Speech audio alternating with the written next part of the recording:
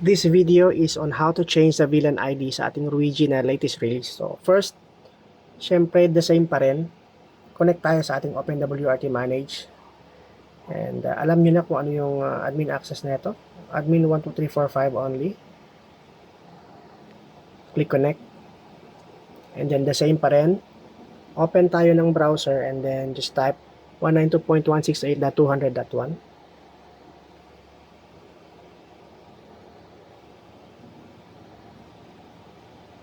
Username and password, admin, small letters only.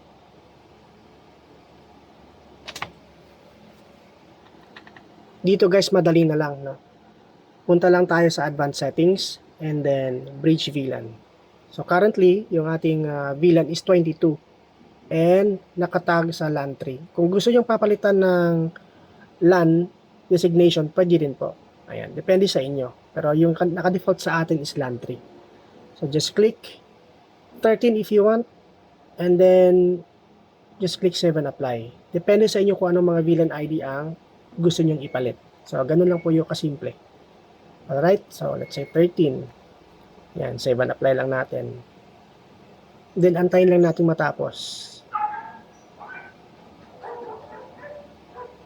Once applied na, ayun na. So i-confirm natin dito sa network and then interfaces and then devices, and then configure itong BRLAN, bridge VLAN filtering. So makikita natin VLAN ID is 13 na. So napalitan na po yan. So ganun lang kasimple. Ayun, thank you.